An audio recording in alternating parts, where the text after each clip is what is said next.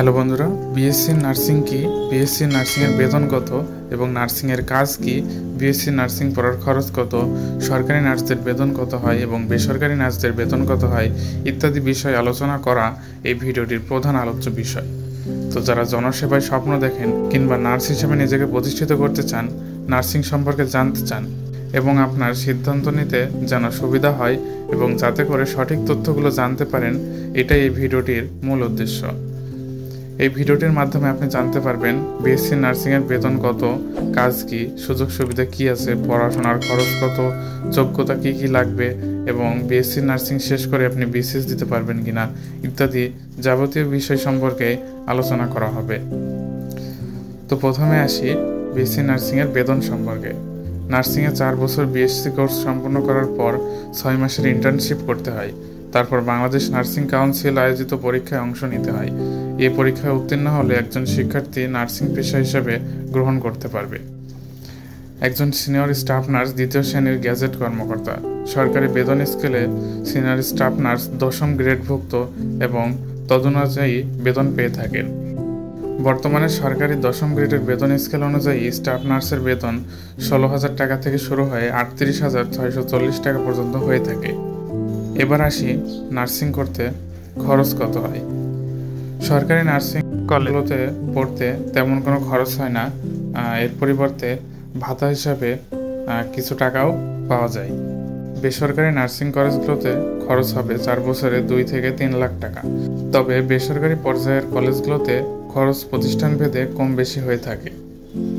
চলুন এবার জেনে নিই একজন নার্স কোথায় কোথায় কাজ করে। সরকারি হাসপাতাল ও স্বাস্থ্যকেন্দ্র, আইন শৃঙ্খলা, সামরিক বাহিনী, চিকিৎসা বিভাগে, ব্যক্তিগত ক্লিনিকে কাজের ক্ষেত্রে অভিজ্ঞতা অনুযায়ী আপনি অ্যাসিস্ট্যান্ট নার্স, স্টাফ নার্স, ওটি সিস্টার বা নার্সিং সুপারভাইজার হিসেবে কাজ করার সুযোগ পাবেন। পাশাপাশি নার্সিং কলেজের ইনস্ট্রাক্টর হিসেবেও কাজ করার সুযোগ পাবেন।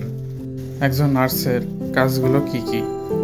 নার্সের কাজগুলো হচ্ছে ডাক্তারের পরামর্শ অনুযায়ী রোগীর স্বাস্থ্য পরীক্ষা, যেমন রক্তচাপ মাপা, ডাক্তারের পরামর্শ অনুযায়ী রোগীকে সঠিকভাবে ওষুধ খাওয়ানো, রোগীর স্বাস্থ্যের অগ্রগতি অবনতি সম্পর্কে ডাক্তারকে নিয়মিত জানানো, অপারেশনের আগে প্রয়োজনীয় সরঞ্জাম সহ অপারেশন থিয়েটার প্রস্তুত করা, রোগীকে অপারেশন টেবিলে নিয়ে যাওয়া, অপারেশনের সময় চিকিৎসককে সহায়তা করা, রোগীর সার্বিক পরিচর্যার দায়িত্ব নেওয়া ইত্যাদি হলো একজন নার্সের প্রধান উল্লেখযোগ্য কাজ। এবার আসি নার্সিং পড়ার যোগ্যতা নিয়ে। বিএসসি নার্সিং পড়ার জন্য এসএসসি এবং এইচএসসি সমমান পরীক্ষায় বিজ্ঞান বিভাগ থেকে প্রতি পরীক্ষায় ন্যূনতম 2.50 বেশি এবং মোট জিপিএ 7.00 থাকতে হবে। যে কোনো পরীক্ষায় যদি জীববিজ্ঞানে জিপিএ 3.00 নিচে থাকে তবে গ্রহণ করা হবে না। বিএসসি নার্সিং পড়ে কি বিসিএস দেওয়া যায়? হ্যাঁ, আপনি 4 বছর মেয়াদি বেসিক বিএসসি নার্সিং শেষ করলে সরাসরি বিসিএস পরীক্ষায় অংশগ্রহণ করতে পারবেন। নার্সিং সংক্রান্ত সবার মনে যে সকল প্রশ্ন আসতে পারে তাদের মধ্যে অন্যতম হচ্ছে নার্সদের ডিউটি কত ঘন্টা। সাধারণত একজন নার্সকে মর্নিং 6 ঘন্টা, ইভিনিং 6 ঘন্টা এবং নাইট 12 ঘন্টা ডিউটি করা লাগে। শেষে কিছু কথা বলে ভিডিওটি শেষ করতে চাই। তো নার্স শব্দের অর্থ সেবিকা বা সেবক। মিডওয়াইফারি শব্দের অর্থ ধাত্রী। নার্স হচ্ছে একজন প্রশিক্ষিত মানুষ যিনি কোনো দেশ বা সংস্থার নিকট সার্টিফিকেট পেয়ে মানব সেবায় নিজেকে আত্মনিয়োগ করেন। হসপিটালে প্রতিদিন 6 থেকে 12 ঘন্টা নার্সদের ডিউটি করতে হয়। তাই বুঝতেই পারছেন নার্সিং কতটা গুরুত্বপূর্ণ এবং দায়িত্বের পেশা। আজকের ভিডিওটির মাধ্যমে আমরা নার্সিং সম্পর্কে বিস্তারিত জানতে পারলাম। আশা করি ভিডিওটা খুব তথ্যবহুল করে তুলে ধরতে পেরেছি। তো আজকে এই পর্যন্ত, কথা হবে নতুন কোনো ভিডিওতে। সে পর্যন্ত সবাই ভালো থাকুন, সুস্থ থাকুন। ধন্যবাদ।